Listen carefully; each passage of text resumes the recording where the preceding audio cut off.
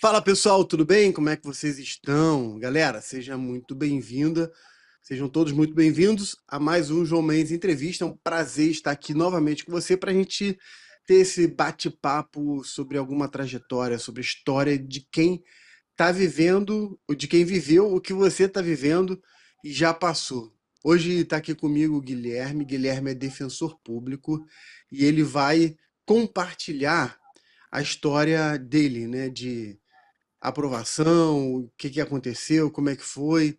Guilherme, cara, seja bem-vindo. Mais uma vez, muito obrigado. A gente já estava falando aqui um pouquinho antes, né, de começar a gravação.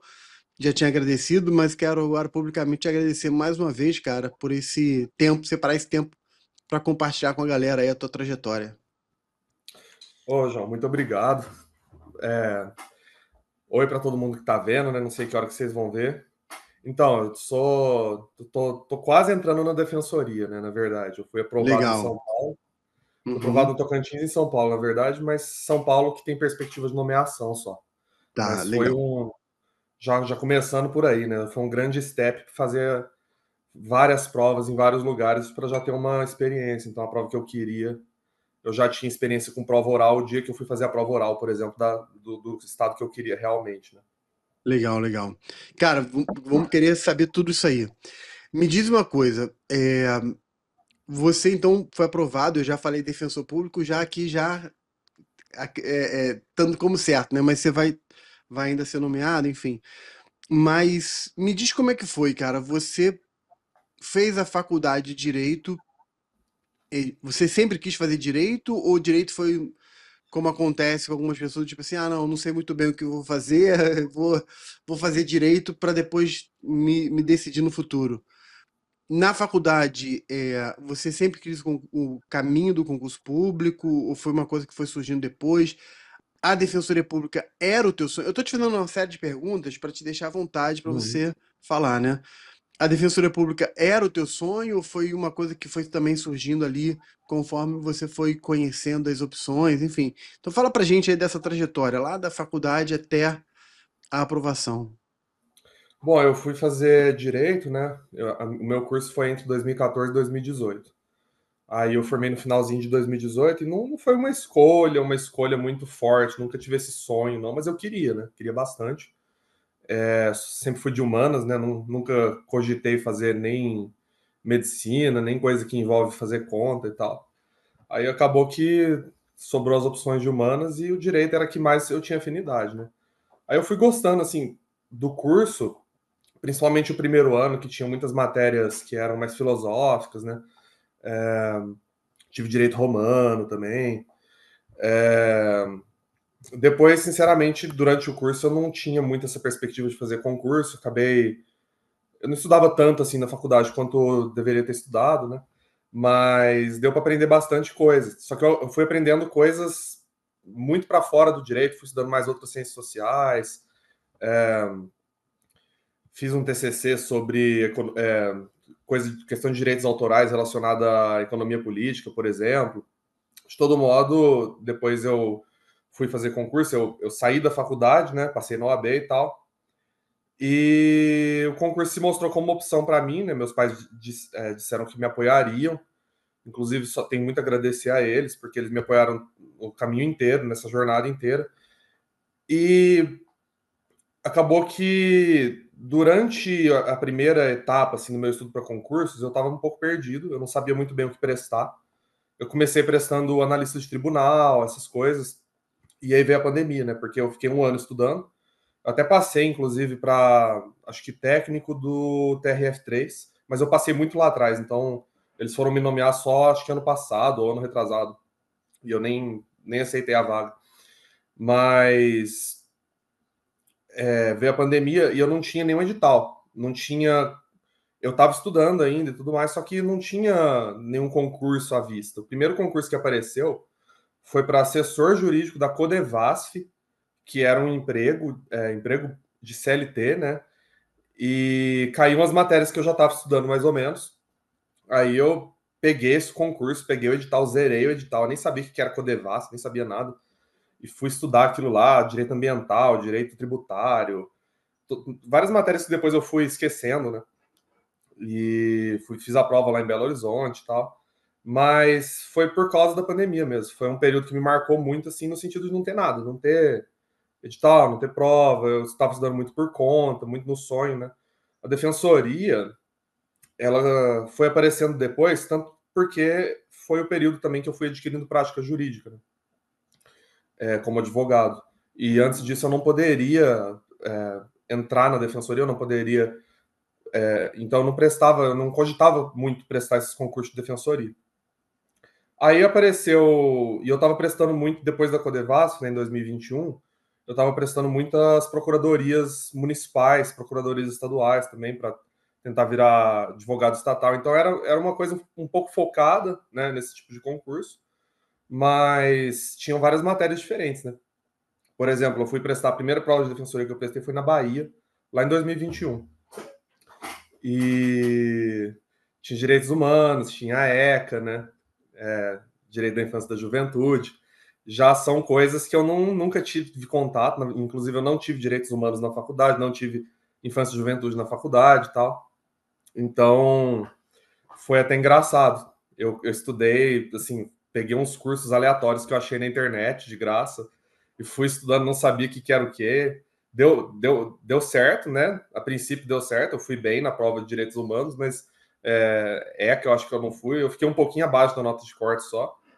Aí eu fui prestando, né? Depois eu prestei Goiás, que foi. A prova da Bahia foi em julho. Aí a prova de Goiás foi em setembro. E aí depois, em janeiro, né, de 2022, eu prestei Mato Grosso do Sul e Rio Grande do Sul. Só defensoria. Aí consolidou o sonho, né? Eu parei de prestar procuradoria. Inclusive, essa prova do Goiás, eu lembro que teve, no mesmo dia, um concurso para procurador municipal de Santos, e eu fiz a prova em casa depois, eu teria acertado 90% das questões. Teria ficado muito bem. Só que aí eu já tinha escolhido outra carreira, né? Aí já não tinha jeito mais, não tinha volta. E aí a primeira prova que eu passei para a segunda fase de defensoria foi o Rio Grande do Sul, né? Que foi, inclusive eu precisava fazer monografia da pós-graduação na época. E aí, como eu passei para a segunda fase, eu deixei para fazer monografia depois, fiz em 15 dias aquela monografia. Então foi um período apertado, foi um período até engraçado, né? E eu fui prestando, eu tinha essa filosofia de que se o Estado pagasse bem e não fosse muito longe, né?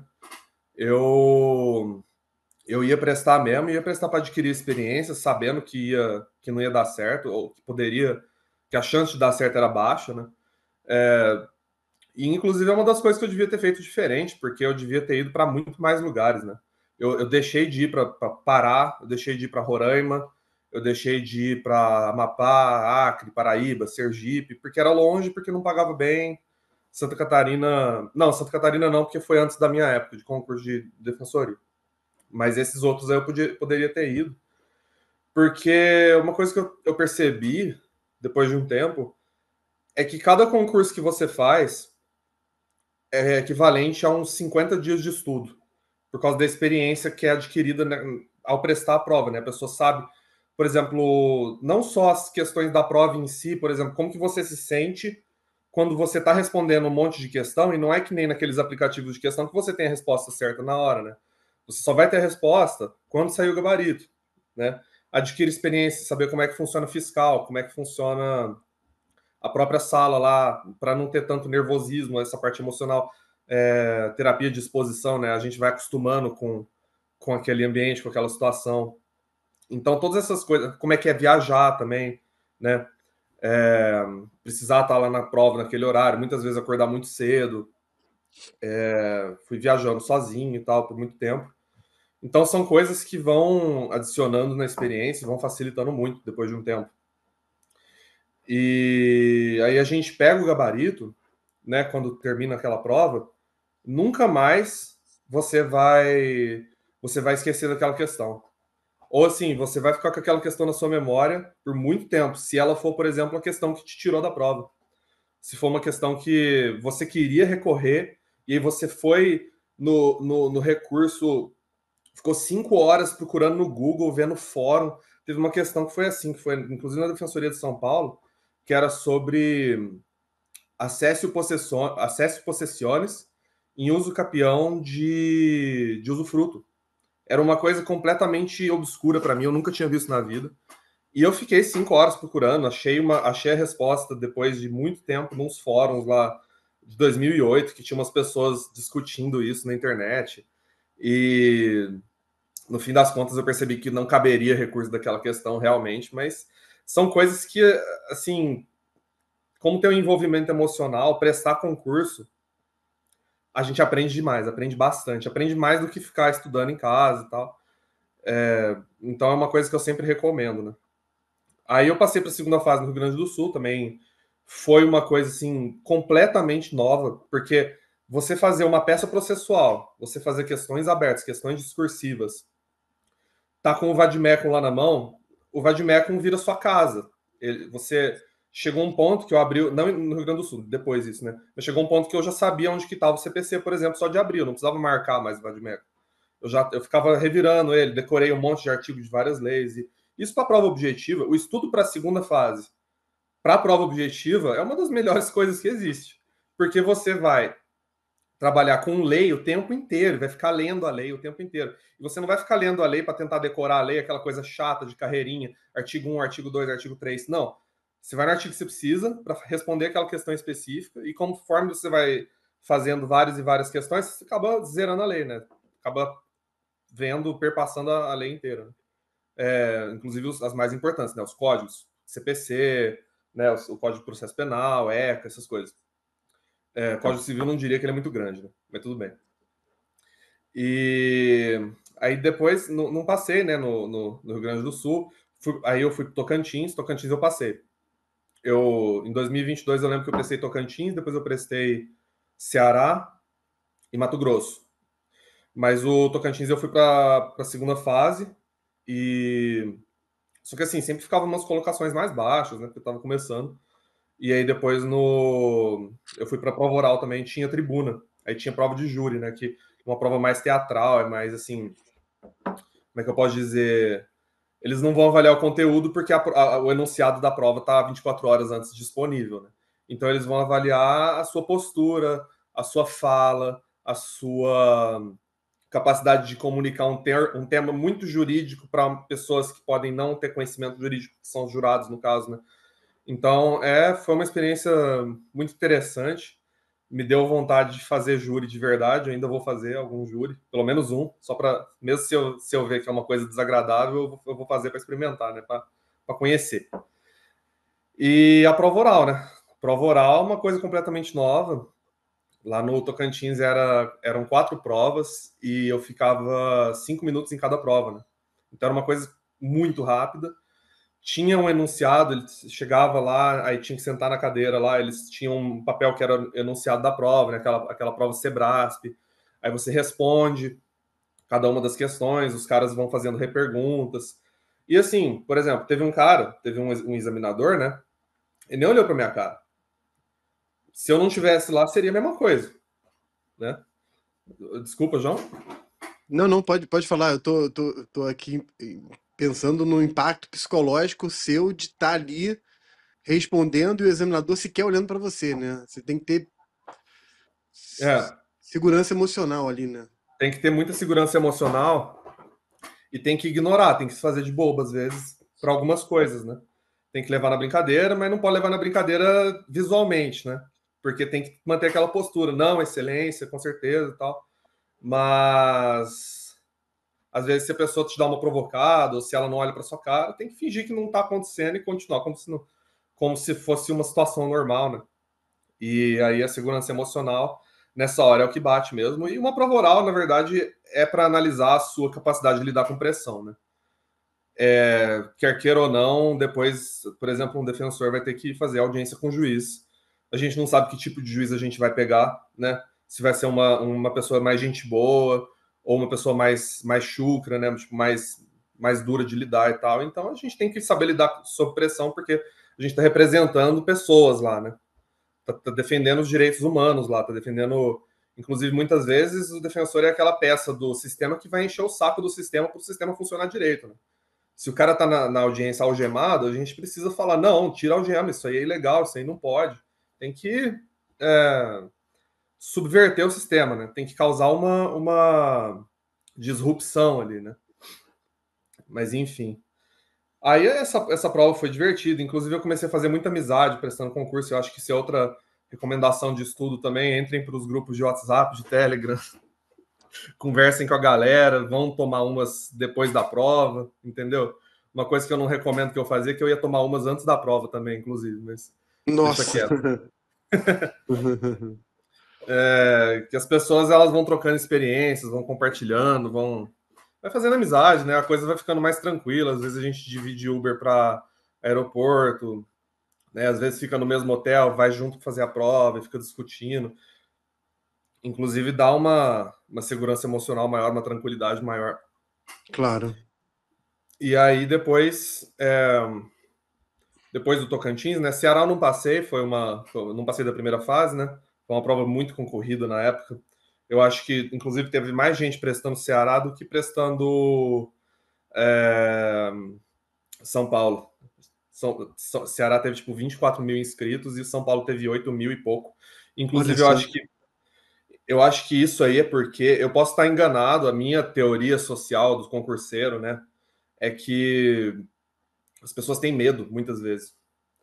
E a gente acaba ficando na vantagem porque tem muita gente que não presta determinado concurso porque tem medo, está intimidado. O concurso tem fama de ser muito difícil. Ele tem fama de ser muito ruim com a pessoa, né? E a gente fica com medo, muita gente fica com medo, e a gente que vai lá prestar, muitas vezes a gente não tem tanta concorrência quanto teria. E essa pessoa que ficou com medo pode ser até melhor que eu, por exemplo. Mas ela não teve medo, não foi prestar. Mas é bom para mim, né? Bom para quem enfrenta essa Com situação. medo. Aí o Mato Grosso, eu lembro que foi muito engraçado porque eu eu fiz a prova do Mato Grosso, a primeira fase, e eu falei, se eu passar aqui ou não, não importa, porque é prova da FCC. E eu nunca tinha feito uma segunda fase da FCC, porque a prova lá do Rio Grande do Sul foi banca própria, e o Tocantins foi CESP, Sebrasp, né? E o meu foco era São Paulo. Tinha boato na época de que o edital ia sair. E o meu foco sempre foi a prova de São Paulo, né? Para eu poder ficar no meu estado, para eu poder ficar em casa. E aí eu falei, ó, eu passando ou não nesse negócio aqui, porque eu estava perto da nota de corte, eu vou comprar curso de segunda fase, vou fazer curso de segunda fase para saber como é que funciona a prova de segunda fase da FCC. E fui fazer a prova de segunda fase do Mato Grosso, inclusive, eu passei. Aí, depois da segunda fase, eu falei, não importa se eu passar para oral, eu vou comprar curso de oral, eu comprei curso de oral para poder já ter essa experiência com São Paulo, né? E aí a prova, quando foi a segunda fase do Mato Grosso, eu não lembro muito bem as datas agora, mas estava junto já da prova de São Paulo, né? Então as coisas foram ocorrendo tudo junto. A prova de São Paulo foi no começo de março de 2023. E eu acho que a segunda fase do Mato Grosso foi lá para maio de 23, alguma coisa assim. Ou fevereiro, posso estar enganado. Mas de todo modo, eu fiz esses cursos para a segunda fase do Mato Grosso, fiz a segunda fase do Mato Grosso, aprendi bastante, vi como é que funcionava uma prova da FCC, né, como é que é a dinâmica lá. Inclusive, essa prova do Mato Grosso foi no sábado à tarde, e aí domingo de manhã, e aí domingo à tarde de novo. Ou seja, foram 3 provas em 2 dias, o que era muito pesado, foi bem pesado. E eu fiquei com uma enxaqueca terrível na segunda parte do domingo, e isso me prejudicou bastante o meu desempenho. Eu não passei por causa dessa prova de domingo, né? Poderia ter ficado bem classificado, inclusive, mas eu tive uma dor de cabeça muito forte durante a prova. Levei remédio, mas o remédio ficou na mochila, você acredita? Eu tava com uma Nossa. dipirona lá, mas a dipirona ficou na mochila e aí não tinha como pegar depois, né? Durante a prova. E aí vi como é que funciona a dinâmica de recurso também, né? Ou não recurso, no caso da FCC. Mas depois em São Paulo, na primeira fase de São Paulo, eu fiquei por 2. E aí, com os recursos, eu consegui subir para a nota de corte. Na verdade, eu fiquei por uma, né? Mas aí a nota de corte subiu junto com subiu junto com as anulações, mas subiu uma e eu subi duas, né? Teve uma anulação e uma alteração de gabarito que me beneficiaram lá. Inclusive, eu falo que eu fui salvo pelo direito tributário, que aí já vem a experiência de prestar procuradorias, né? Nada a gente descarta, né? Nunca. A gente Nada pode. é, nada é aleatório, né? Nada é aleatório. A gente sempre vai guardar alguma coisa, sempre vai levar alguma coisa para a vida. Teve uma questão de tributário lá que era coisa de suspensão e exclusão do crédito, e aí eles mudaram o gabarito da questão. Era uma coisa muito óbvia, era uma súmula, inclusive, do Tribunal Superior. Só que teve muita gente que errou, porque as pessoas que prestam defensoria não costumam estudar direito tributário, né? E aí foi isso que me colocou. Aí, né, fui para a segunda fase. A segunda fase foi muito interessante, né? Porque ela tinha uma peça processual e, se não me engano, 10 questões. Ou 8 questões de 30 linhas, ou 25 linhas, alguma coisa assim. Mas era uma para vocês entenderem, era mais do que o dobro do que uma prova normal. Muito mais do que o dobro, inclusive, porque as provas normais costumam ter uma peça processual, 3 questões discursivas, ou 2 questões discursivas. E lá em São Paulo eram 10 questões ou 8 questões, não lembro direito agora. Então, para eu conseguir fazer uma prova dessa no tempo que eles disponibilizavam, que era de 4 horas e meia, né? Não era nem 5 horas, é 4 e meia, eu precisei fazer 3 simulados. O primeiro demorou 9. Aí o segundo simulado já fiz em 5 horas. Aí o terceiro eu consegui fazer em 4 horas e meia. Então foi dureza. E a prova de São Paulo foi feita para a pessoa lidar com pressão, né? Para a pessoa poder lidar com situações de dificuldade, de pressão. Inclusive, depois eu consegui mais nota nos recursos, né? A gente fala que recurso é fase de concurso, tem sempre que estar recorrendo ali. Eu que sempre escrevi meus recursos, inclusive. Aí passei para a prova oral, né? E teve uma hora, meu, que como eu queria muito essa prova de São Paulo, fevereiro de 23, né, que foi o mês antes da prova de São Paulo, cheguei a estudar 12 horas por dia em média. Tinha dia que eu estudava 16. Uau. Eu ficava lendo PDF o dia inteiro, eu ficava vendo jurisprudência no Dizer o Direito, sabe? Lendo PDF, vendo jurisprudência, lendo lei, e aí às vezes para descansar eu pegava um videogame ali, ficava jogando e botando videoaula do lado, essas videoaulas do YouTube, né? Daquele cursinho popular para defensoria. Videoaula nunca foi muito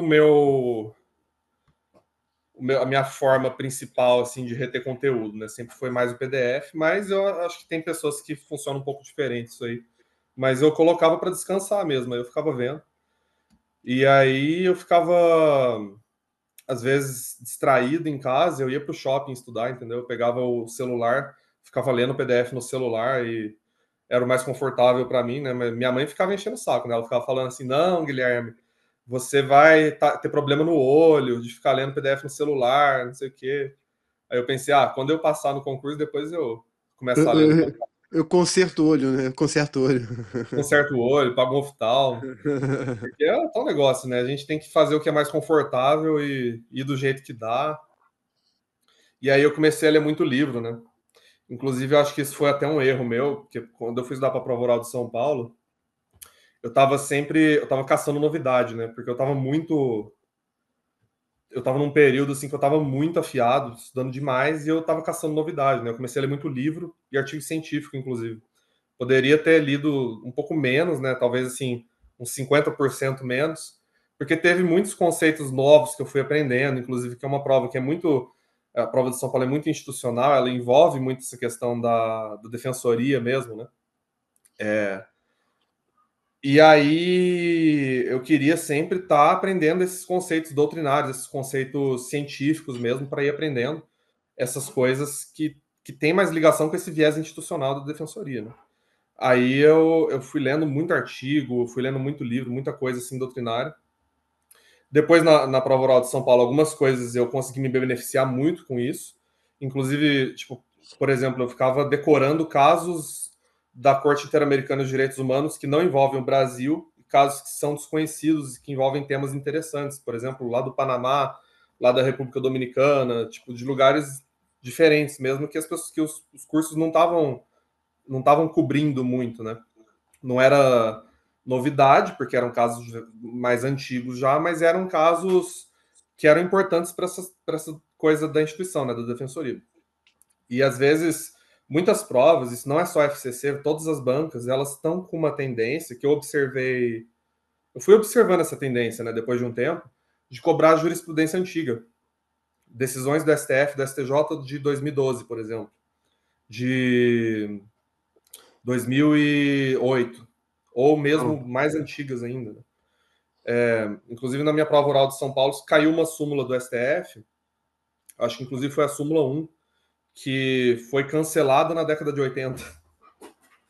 Então, a gente não Olha, pode ficar só nas novidades, né? É muito complicado isso aí. Tem que ir é, fuçando, tem que ir caçando. Então, eu acho que, assim, o concurso, no começo a gente vai pelas novidades, vai pela letra da lei e tudo mais, e depois tem que começar a ficar curioso, né? Tem que começar a uhum, caçar detalhe e se perguntar as coisas, formular hipóteses, né? A gente vê, às vezes, um caso concreto e aí tenta mudar alguma coisa no caso para ficar mais interessante, para poder buscar uma resposta jurídica para diversos casos, diversas bifurcações diferentes, né?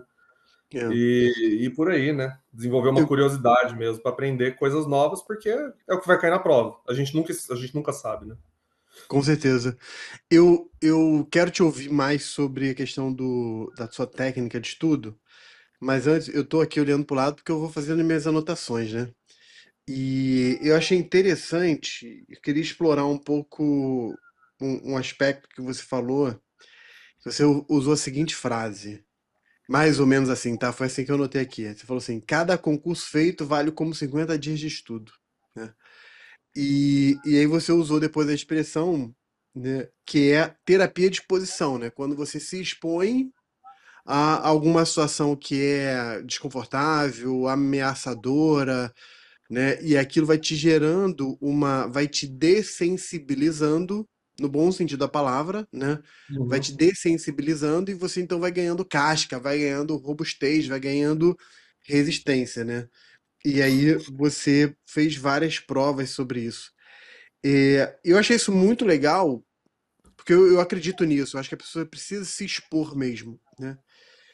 Mas, por outro lado, isso pode gerar, que é um medo que muita gente tem, que é o seguinte: ok, eu vou me expor, eu vou fazer várias provas, eu vou ser reprovado e de repente essa frustração da reprovação ela vai me atrapalhar no futuro, enfim. Então a pessoa fica com medo do tiro sair pela culatra. E a minha pergunta para você é: como é que você precisou, o que que você fez para lidar na sua mente, nas suas emoções com isso, né? Com o fato de que você foi fazer a prova e não obteve a aprovação, porque você fez várias, né?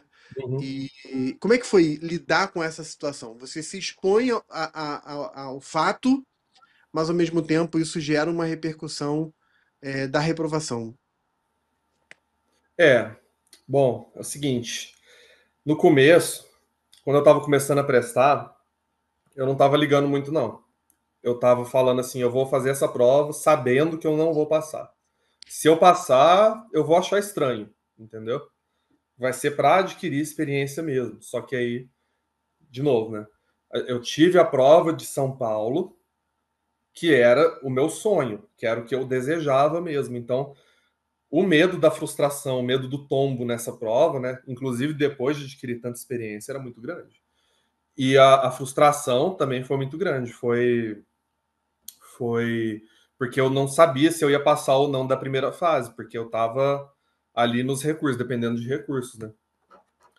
E eu resolvi bater de frente. Eu resolvi bater de frente com essa situação, continuar estudando para a segunda fase, inclusive.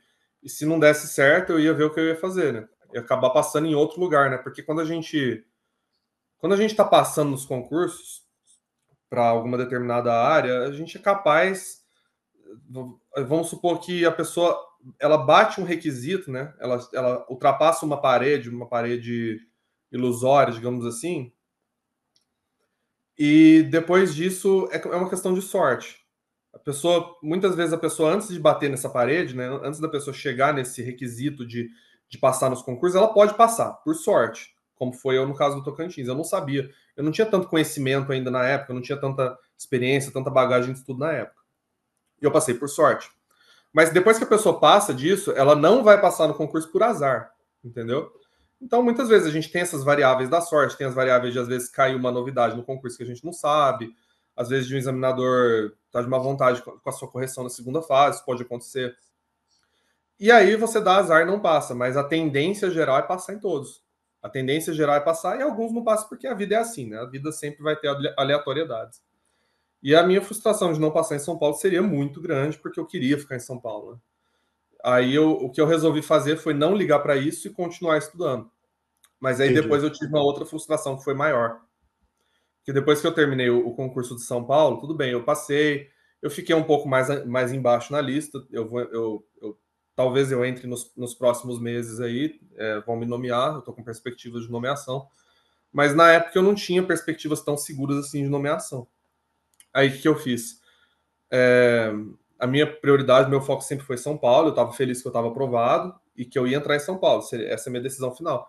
Só que eu fui prestar outras defensorias depois. Eu prestei Espírito Santo, Minas e Rio de Janeiro, né? E aí, Rio de Janeiro, eu passei para a segunda fase, só que aí eu tive dengue. Eu não consegui ir fazer a segunda fase porque eu estava com dengue. Nossa. E Espírito Santo eu também não passei. O que acontece? Eu já estava com dengue quando eu fui fazer a prova de Belo Horizonte. Eu não recomendo isso, mas eu fui fazer com dengue mesmo. Que eu voltei de Vitória, aí a dengue bateu, aí a prova de BH era na semana seguinte, né? E é do Rio de Janeiro, a segunda fase do Rio de Janeiro era na outra semana. Então eram 3 provas na primeira, segunda e terceira semana de dezembro de 2023. Aí eu fiz a prova de Minas na prednisona mesmo e fui, consegui passar para a segunda fase. Depois eu passei para a prova oral, fui fazendo e fui passando, né? 2024 isso, ano passado, né? Aí eu passei até bem, assim, na segunda fase. Eu já estava numa média bem melhor, assim, já comecei a ficar mais bem classificado. Aí chegou na prova oral, meu, eu fiquei com, se não me engano, 8,2 ou 8,6 na média, alguma coisa assim. Tinham 12 matérias na prova oral e precisava tirar 6 na média e 4 no mínimo de cada prova, né? Aí eu fiz todas as provas, e eu tirei acho que uns 5,10, alguma coisa assim. Eu tirei 5,10, um monte de 9, um monte de 8,5. E eu tirei 2 em consumidor, que foi a última prova do dia.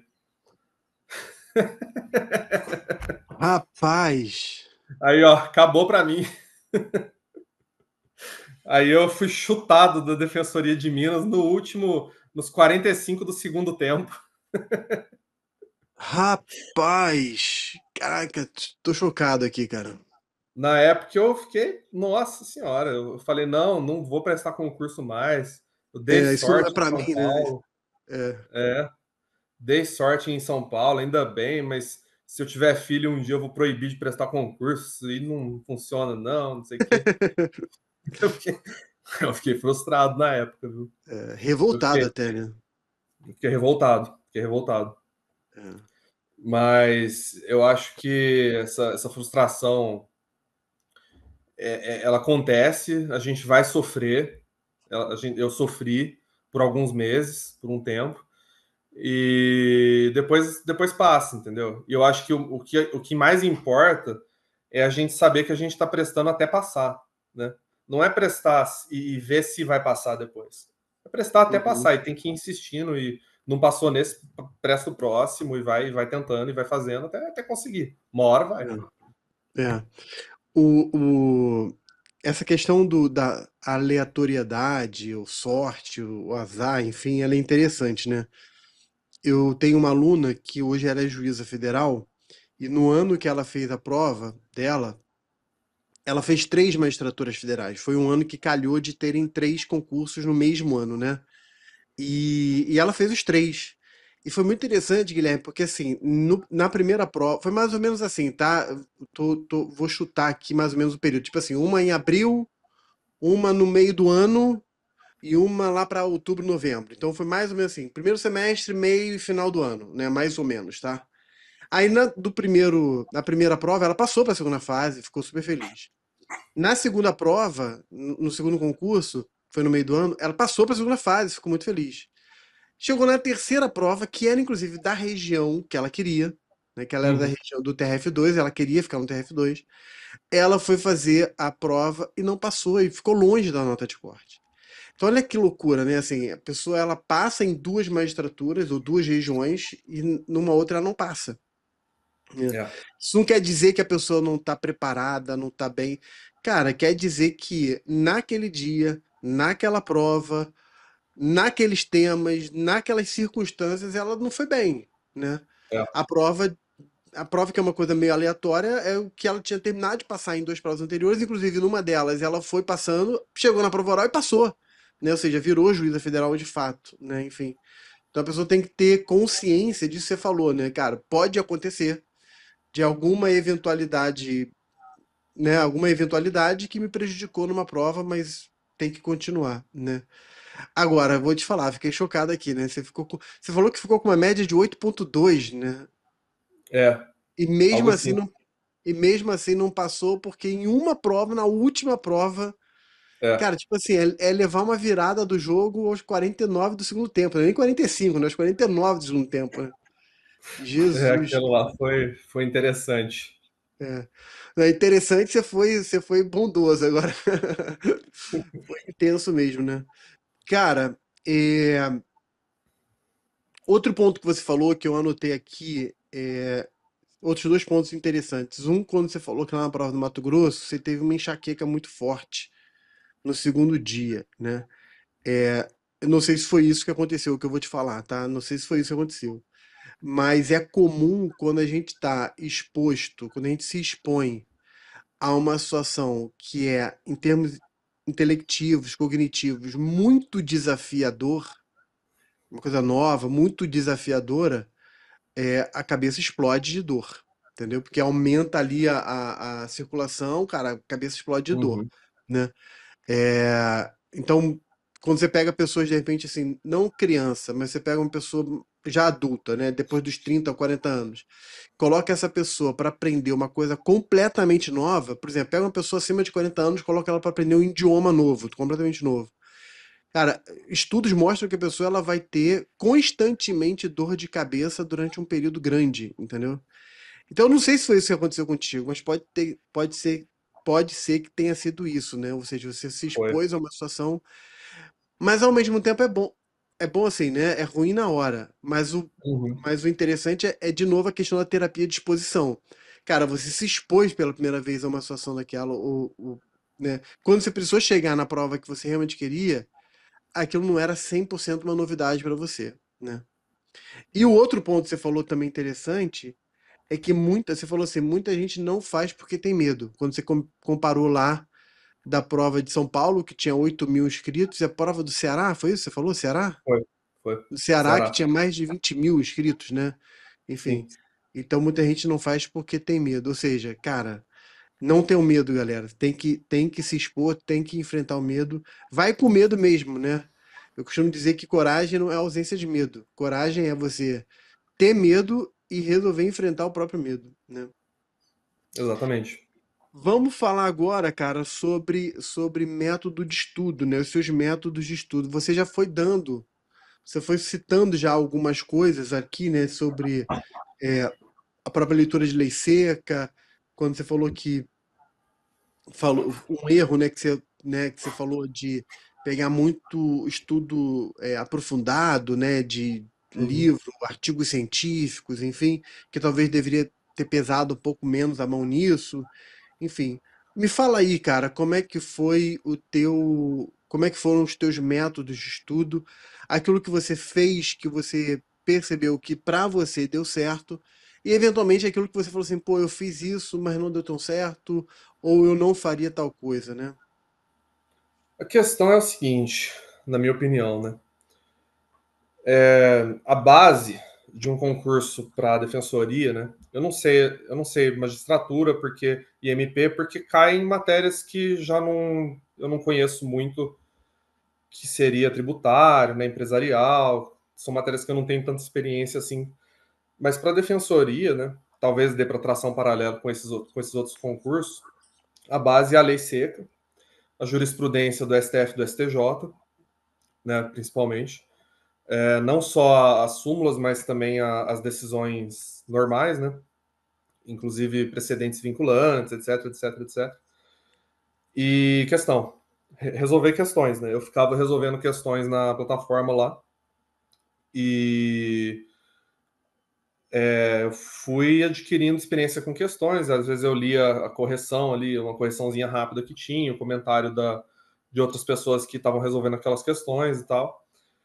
E isso aí para a primeira fase, né? Agora, na época, eu não lia tanta lei seca assim. E o que acontece? O curso, né? Quando eu fui fazendo diversos cursinhos assim, muitas vezes a gente vai achar um professor, uma matéria específica que é maravilhosa, meu. Que é um negócio assim que você vai pegar e vai ver que aquela matéria vai te levar para outro patamar de conhecimento. Vai estar cheio de novidades, vai estar cheio de coisas que você nunca viu, vai estar cheio de explicações para, às vezes, a gente está estudando e surgem dúvidas, a gente não consegue solucionar essa dúvida. Aí a gente vê o curso, vê a solução para essa dúvida. Né? Então, ajuda muito quando a gente sabe selecionar quais partes de um curso são boas e quais partes talvez a gente consiga suprir com outras coisas. Então, o que acontece? Eu acho que a pessoa tem que saber usar as ferramentas que ela tem, né? Quando, por exemplo, eu vou fazer um. Se eu for estudar de novo agora para concurso, né? Se eu for fazer um curso, eu vou pular as aulas que estão cobrindo temas que eu já conheço, né? Porque não é novidade. A não ser que eu queira revisar aquele tema, a não ser que eu queira ver de novo para lembrar as coisas que eu não lembro direito. Mas se for um tema que eu já conheço, eu não vou perder tempo. A não ser que eu veja para descansar, né? Enquanto eu tô lavando louça, enquanto eu tô jogando. Aí tudo bem. Mas se for para aprender mesmo, para estudar mesmo, eu vou selecionar isso dentro mesmo de. Pode ser dentro de um professor específico, pode ser dentro de uma matéria específica ou dentro de um curso específico. Eu vou selecionar as coisas que são novas, que eu preciso aprender e que, por exemplo, esse estudo, que é o estudo básico, né, de jurisprudência, lei e resolução de questões, não está me trazendo. Então, eu acho que muitas vezes as pessoas perdem muito tempo chovendo no molhado, né? Vendo a mesma matéria 5, 6, 7 vezes, isso eu fiz muito também. Eu ficava revendo, vamos supor, artigo 5º da Constituição, várias e várias e várias vezes, porque costuma ser a primeira aula de todo o curso, né? E é uma coisa que eu não faço mais, né? Uma coisa que, se eu já sei aquela matéria, se eu estou resolvendo as questões, se eu tenho um aproveitamento bom, a gente tem sempre que medir nosso aproveitamento, né? Se eu tenho aproveitamento bom naquela matéria, meu, eu vou passar para o próximo, né? Entendi. E você falou que estudava, estudava muitas vezes o mesmo tema, né? Você, em termos de revisão, você tinha uma periodicidade de fazer revisão, tipo assim, uma vez por semana, de 15 em 15 dias, ou era uma coisa um pouco mais solta? Era bem solto. Inclusive, Tá. isso é uma coisa que também eu não recomendo, que é a desorganização, né? Uhum. Eu Entendi. era um tanto desorganizado com as minhas revisões. Entendi, entendi. No total, cara, quanto tempo você estudou, assim? Quanto tempo foi a tua preparação desde do D0, do dia zero lá, você falou assim, não, vou começar a estudar para concurso, até a prova oral vamos botar como corte a prova oral da Defensoria Pública de São Paulo, que é o teu sonho, se eu conseguir aprovação. Uhum.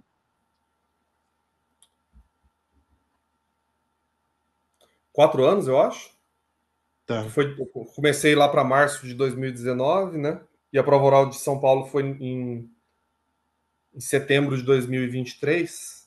Então, um pouco menos de 4 anos aí. tá.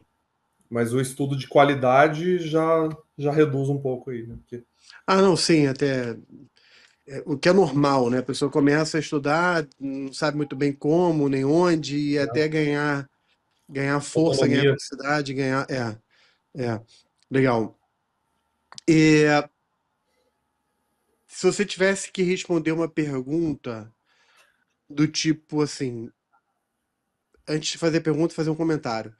Eu sei que não tem fórmula mágica, né? E cada um tem o seu próprio modelo. Você mesmo falou isso, que videoaula não funcionava tanto para você, a não ser em alguns momentos você estava ali, sei lá, lavando louça, fazendo, jogando alguma coisa, enfim, fazendo alguma coisa, você estava ali Uhum. ouvindo a aula. Legal. e que a leitura era o que fazia mais sentido para você. Mas mesmo não tendo fórmula mágica, eu quero perguntar assim, na tua realidade, se você tivesse que fazer responder uma pergunta, tipo assim, Guilherme, o que você acha que tem que ser evitado, assim, para a pessoa não fazer? Qual é o erro na forma de estudar, no método de estudo, que você falou assim, cara, não faz isso, que isso aqui não vale a pena. Toma cuidado com isso aqui. Qual é o cuidado que você chamaria atenção? Essa é uma boa pergunta. Eu acho que é. Eu acho que o grande erro da pessoa. Acho que tem dois grandes erros, assim. O primeiro é se preocupar com hora por dia. Porque, eu vou estudar 8 horas por dia. Não, essas 8 horas aqui eu vou sentar na cadeira e vou ficar essas 8 horas na cadeira estudando. E, tipo, aí a pessoa vai. A hora que você vê, a pessoa tá parecendo um zumbi lá olhando para a tela, lendo a mesma página faz 3 horas já. Entendeu? Não adianta. Você não vai conseguir aproveitar o mesmo tanto todo dia. Vai ter dia que tu vai estar inspirado, vai estudar 14 horas, tem dia que vai estudar 2 e tá tudo bem. E eu acho que o outro grande erro é ficar perdendo tempo com coisa que não faz sentido, né? Seja PDF, seja videoaula, seja alguma coisa assim. Se você não está conseguindo entender, se você não teve afinidade com aquela forma de estudo, se você viu que aquilo lá está num nível que você já não está mais naquele nível, entendeu? Está num nível muito abaixo do que é o que você precisa e não vai adquirir nada novo daquilo, pula. Não fica insistindo e vendo as coisas só para cumprir tabela. Não, eu comprei esse curso aqui, eu preciso fazer ele inteiro, eu preciso ver todo o conteúdo.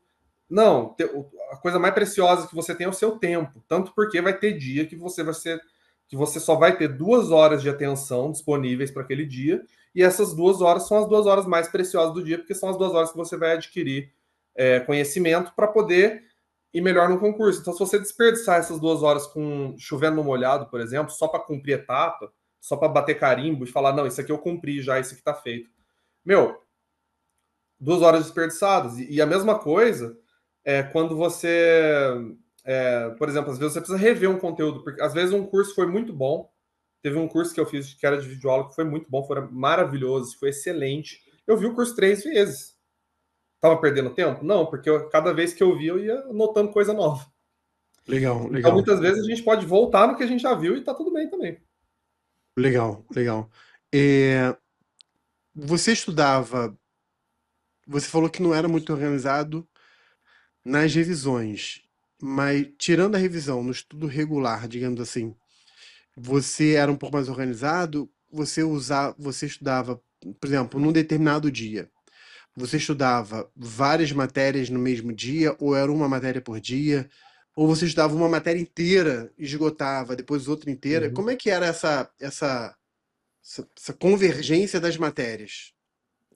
Bom, como eu fazia muita leitura de PDF, né, e lá na época de São Paulo, por exemplo, eu tinha uma tendência de fazer 200 questões, ler 3 PDFs durante o dia, era mais ou menos isso que eu fazia.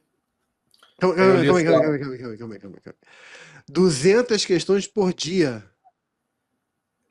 nos dias bons era. Às vezes eu fazia Uau, 100. E eu ficava uau. fazendo no celular também, baixei o aplicativo no celular e às vezes eu ia para o médico na sala de espera, tava fazendo questão lá.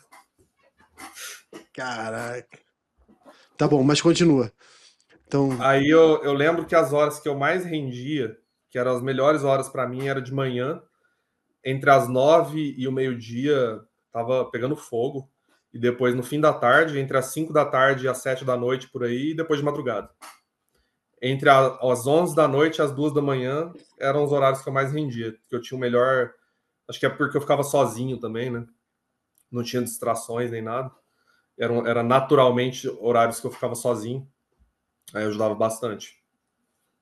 Então entendi. era um. Assim, mas a questão de organização do estudo não era tão organizado, não. Às vezes eu. Mas eu tinha um mantra de estudar 3 matérias por dia. Isso aí eu lembro. Inclusive, foi uma veterana de concurso que me deu essa dica, que para otimizar o seu estudo seria você estudar 3 matérias diferentes por dia, 3 temas de determinada matéria por dia. Então, por isso que eu lia 3 PDFs, né? Porque era o estudo das 3 matérias. Entendi. Mas aí era mais no aleatório, assim, às vezes eu tinha uma noção já do que eu precisava melhorar. Às vezes, por exemplo, direito das sucessões eu tô sabendo, eu tô bom já. Não, não que eu esteja bom, né? Mas só para dar um exemplo mesmo. Então eu Claro, vou estudar direito das coisas aí com mais afinco, né? Porque sucessões eu entendi, já cobri, já tá bom. E ia entendi, traçando os caminhos, né? Conforme ia andando. entendi. É, eu tava com uma pergunta aqui na. Ah, lembrei. Você tem ideia? Se não souber, não tem problema. Você tem ideia de quantas questões você chegou a fazer no total? Ah, eu não tenho, não. Será que eu Tá. tenho essa estatística? Talvez Por- eu tenha aqui. Porque nesse volume, não sei se você manteve esse volume nos Há um 4 anos. mês só. Foi um mês Oi? só. Ah, Esse tá. volume foi um mês só. Ah, tá, entendi. Mas mesmo que seja um mês, se você botar 30 dias, vamos botar 30 dias, né? Aham. 30 dias, uma média, sei lá, se você fizesse entre 100 a 200 questões, vamos botar 150 questões.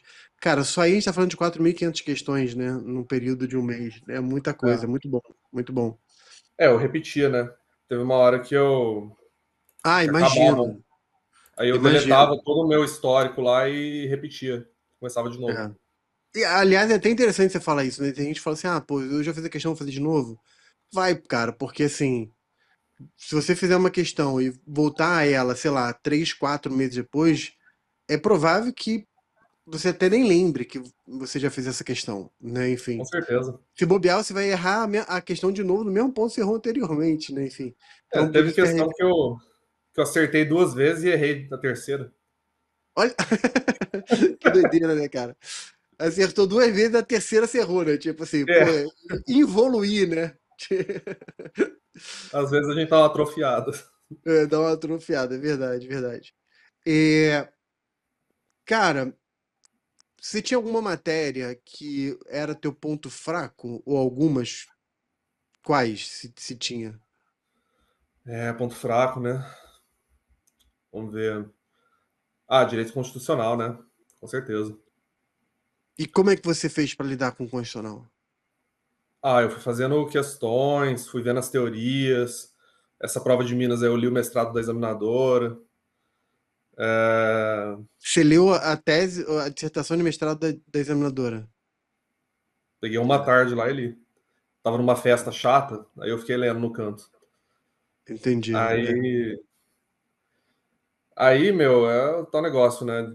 Eu tive uma história complicada com o constitucional aí na faculdade, acabei não vendo os princípios básicos, assim, essa coisa de teorias da Constituição, sabe? Isso aí sempre foi chato, mas eu fui decorando, né? Eu fui vendo resumo, fazendo Uhum, bastante questão e tal. Mas era uma matéria assim que era um ponto fraco mais por eu não gostar mesmo, sabe? entendi. Você falou agora de resumo e você usou muito o termo PDF. É, eu tô, com base no que você falou, tô pressupondo que você não usou livros, tô falando de livros tradicionais, tipo assim, constitucional Uhum. de, sei lá, do Pedro Lenza, enfim, ou algum equivalente. E tô dando o constitucional como exemplo, né? Você Uhum. usou livros como base de estudo ou usava livros como, por exemplo, uma fonte de reforço? Ou você não usou livro de forma alguma? Eu usei livro em algumas matérias, viu? Por Tá, exemplo, criminologia, eu comprei um livro, inclusive o livro era ruim, eu nem usei. É, Direitos humanos, eu comprei livro, eu comprei dois livros, inclusive um deles é o do André de Carvalho Ramos, e eu estudei um pouco, né? tá, Era uma complementação mais doutrinária para o meu estudo, mas não era o principal, né? Era tá, uma coisa legal. bem. E assim, processo civil eu fiz a pós-graduação, né? Então como eu fiz a pós, eu nem estudava processo civil mais para concurso. Acabou Tá, que não precisou muito. Mas tirando isso, eu entendi. não peguei muito livro, não, viu? Tá, boa, Eu boa. não estudava, não. Livro. Legal. Pelo que eu tô vendo, assim, se a gente tivesse que botar assim, em termos de categorias, né? Você tem teoria, lei seca e jurisprudência, né? A teoria Uhum. você usou mais PDFs e resumos, né? Lei seca, você falou que foi a base do teu estudo e, obviamente, jurisprudência você se manteve ali atualizado, né? Eu acho que, inclusive, a jurisprudência teve mais relevância do que a lei seca, viu? Mais relevância que a lei seca? Porque, Legal. como eu lia no DOD, eu já tinha um resumo lá com a lei seca relevante para aquela jurisprudência, então eu ficava lendo os resumos também, não só as emendas dos julgados, sabe? Ficava Entendi. lendo. Aí aquilo lá era muito bom. Muito bom, muito bom, muito legal. E é interessante porque, assim, a gente intuitivamente, eu vejo que a maior parte dos alunos, dos candidatos, de forma geral, tendem a dar um peso maior na teoria, né? Quer Uhum, comprar um livro doutrinário, quer comprar, né, assim, é, e ignora que, na verdade, são três pontos: teoria, lei seca e jurisprudência. Você tem que saber achar um equilíbrio entre eles, e o equilíbrio não quer dizer que tem que ser igual. O equilíbrio no sentido uhum, seguinte, é dar a cada um o peso que cada um tem que ter, né? com Então, por certeza. exemplo, você deu o teu exemplo que foi Defensoria Pública, né? Mas só para fazer um paralelo com outra realidade, o Enem. A gente teve três Enãs e quatro provas, né? Porque o primeiro Enem foram duas vezes, né? Foram aplicadas duas provas. Então, na verdade, a gente tem um histórico de quatro provas do Enem, né? Quando a gente pega esse histórico de quatro provas do Enem, a gente fez no ênfase, a gente fez essa categorização, classificação e categorização. Cara, entre 50 a 60% das questões são de lei seca. Aí o resto a gente categorizou assim: questão que é só jurisprudência, só teoria ou misto. Tipo assim, questão que é teoria com lei seca, ou. Uhum, Porque você tem cinco alternativas ali. Às vezes tem uma alternativa que é mais teórica e uma alternativa que é mais lei seca, né? Então, e aí, questão pura, lei seca, mais 50%, entre 50% e 60%. Quando você coloca lei seca mais jurisprudência ou lei seca mais teoria, isso aí dá quase 80%, né? Questão que é só teoria foi 10%, questão que foi só jurisprudência, 100% de jurisprudência foi só 10%. Ou seja, estou dando uma referência para o Enem. Óbvio que isso pode mudar de realidade para realidade, né? Então, um estudo equilibrado não é que você vai estudar 33% do seu tempo teoria, 33% lei seca, 33% jurisprudência. Mas nesse caso, para o Enem, o estudo equilibrado você vai estudar 50% do seu tempo lei seca e depois o resto, né? Enfim. sem contar que É, muitas vezes a teoria não adianta nada se você não tiver uma base da lei seca, né? Não vai saber pois nem do é, que a teoria está falando. pois é, pois é. E quando a gente diz teoria, né, Guilherme, eu pelo menos eu entendo assim, queria ver a tua opinião sobre o que eu vou te falar. É, quando eu falo do pessoal, olha, o que que você precisa estudar de teoria, né? A própria palavra teoria ou a palavra doutrina são duas palavras que eu estou usando aqui como não são sinônimos, mas estou usando como sinônimo, tá? Uhum. A pessoa vai estudar doutrina ou teoria, enfim. Você tem que dosar a profundidade dessa teoria, dessa doutrina, né? É. Porque você tem que estudar ali os conceitos fundamentais, né? Você entrar ali. Vou dar um exemplo da minha matéria, que foi o teu ponto fraco, né? Que é constitucional. Cara, você estudar ali, vou pegar aqui o Canutilho para ler. Cara, não, você não vai pegar o Canutilho para ler, pelo amor de Deus, né? Talvez. Aí tem gente que fala assim: ah, professor, mas nada do Canutilho vale a pena ler? Eu falo: não, tem coisas que valem a pena ler. Então, assim, se você já tem uma base muito boa de constitucional, já tem uma base muito boa de outras matérias, e de repente você tem ali um ponto fraco em hermenêutica dentro de constitucional e quer você pegar ali uns dois, três capítulos do Canutilho só para ler, Uhum. tá legal, aí tá legal. Mas você não vai pegar o Canutilho para ler, né? Dando um exemplo aqui extremo. Você concorda comigo, cara? Assim, pelo menos é a minha visão, né? É o que eu vejo que de forma geral funciona. Cara, a teoria tem que dosar a profundidade para você não ir muito além do necessário. É. Eu acho que a gente começa a se aprofundar quando começa a ter curiosidade, entendeu?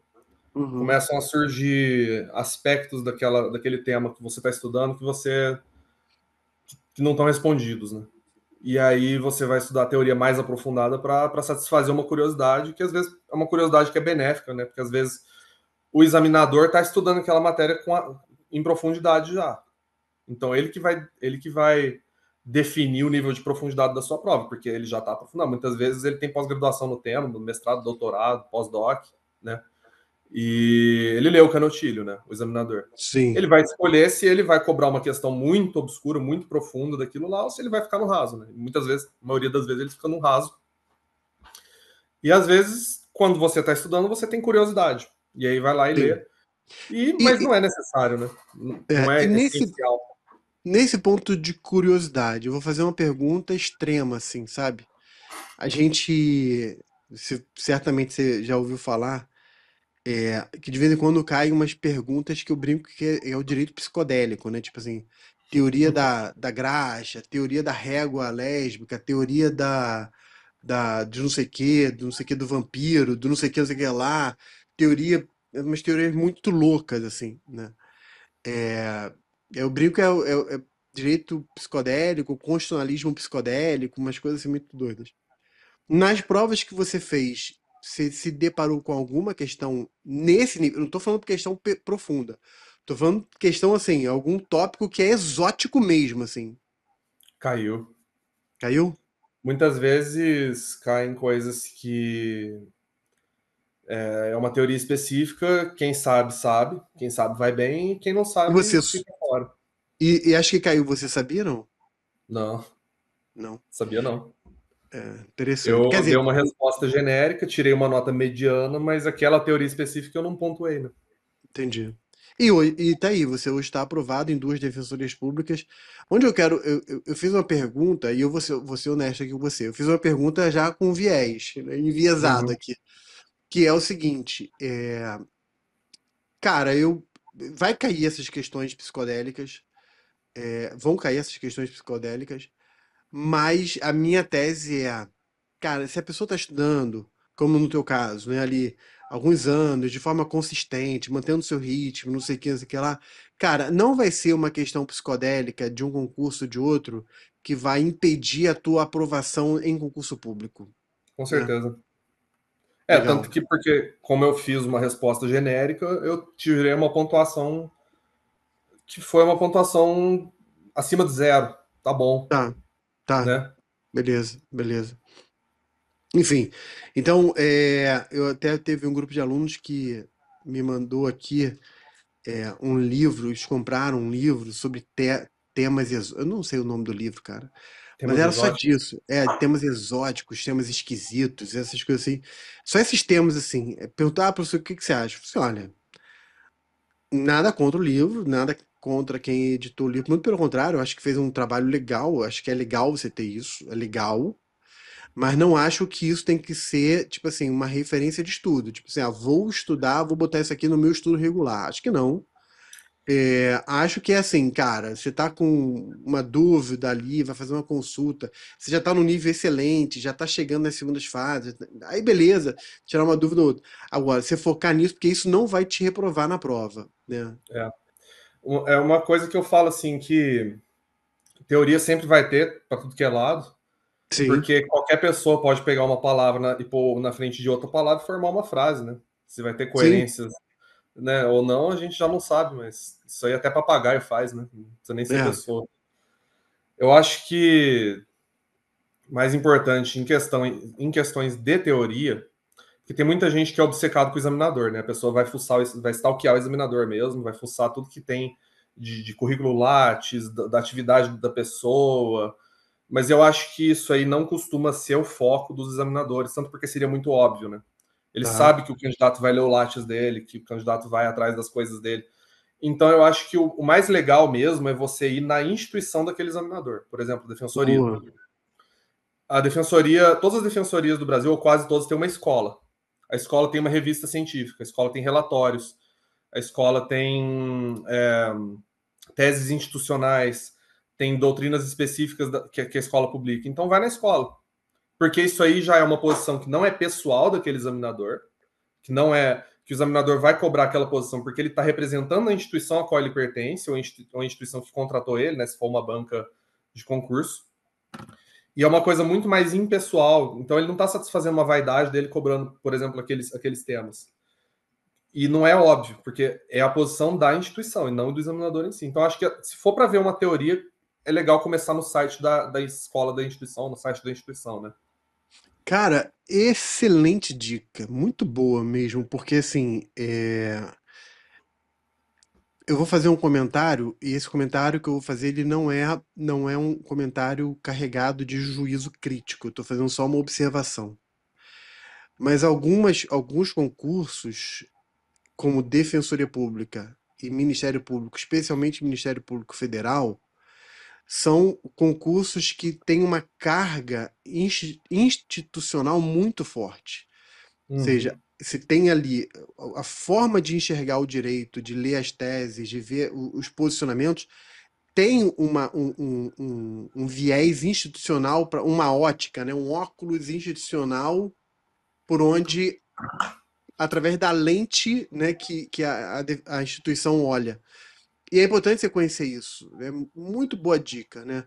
No MPF, por exemplo, a gente sempre fala, olha, vai lá nas câmaras, né? Tem lá as câmaras de estudo, revisão, não sei o quê, porque tem ali, tem enunciados, tem entendimentos, tem artigos, né? Vai nas defensorias públicas, vai nas escolas, porque ali, muito boa dica para quem quer fazer concursos que tem uma carga, uma ótica institucional muito forte. Com E eu estou certeza. falando isso com muita cautela, para não carregar de juízo de valor. Não estou fazendo nenhum juízo de valor. E é natural, a instituição ela tem um viés. E ela tem que ter um viés porque ela está ali no posicionamento. Não é um juiz que, em tese, tem que ser neutro. Né? A Defensoria Pública ela tem uma orientação específica que ela tem que seguir. Né? E Uhum. você conhecer essas posições, elas fazem sentido para a prova. Né? Excelente. Caiu na segunda fase de São Paulo, por exemplo, caiu o relatório das visitas das inspeções em presídio no estado de São Paulo, que é um relatório da Defensoria. Acho que eles compilaram 5 anos de inspeções e todos os problemas que estavam tendo no cárcere e caiu na prova. Perguntaram quais foram as conclusões do relatório. Olha Então, só, pergunta da segunda fase. perfeito, cara, excelente dica. Cara, a gente está caminhando aqui pro final.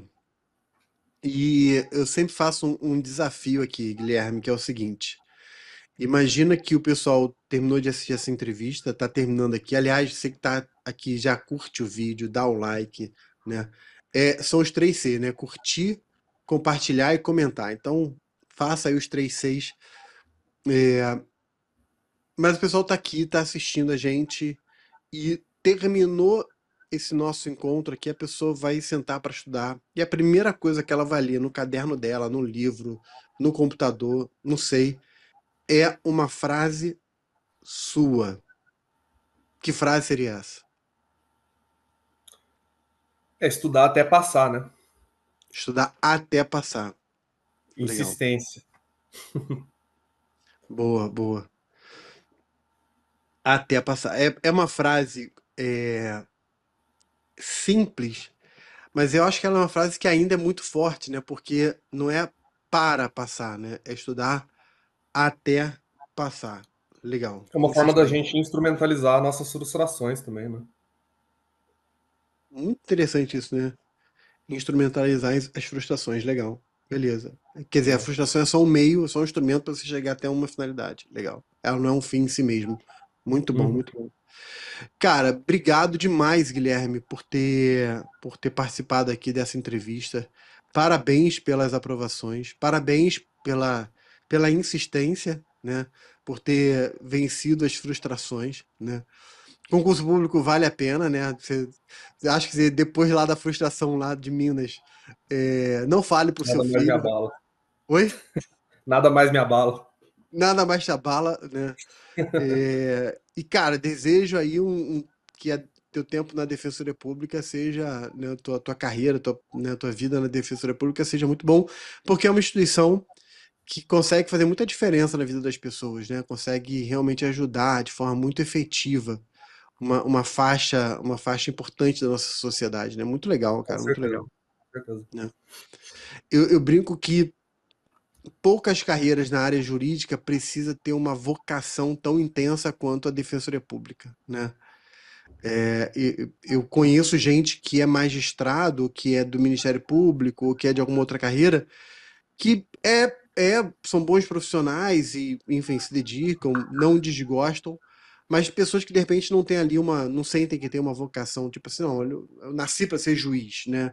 Não, eu sou juiz, ok, legal, bacana, mas na Defensoria Pública é engraçado, porque normalmente as pessoas que eu tenho contato na Defensoria Pública carregam um fogo, né, uma chama ali pelo ofício da Defensoria Pública que talvez seja um pouquinho diferente de outras carreiras. Isso é muito legal, cara. Parabéns aí Obrigado. pela trajetória, né? Bacana. Muito obrigado, então. Pessoal, espero que vocês tenham gostado. Guilherme, eu vou deixar com você a última palavra para você se despedir da galera. Deixar aí a mensagem que você quiser deixar pro pessoal. Bom, é isso aí.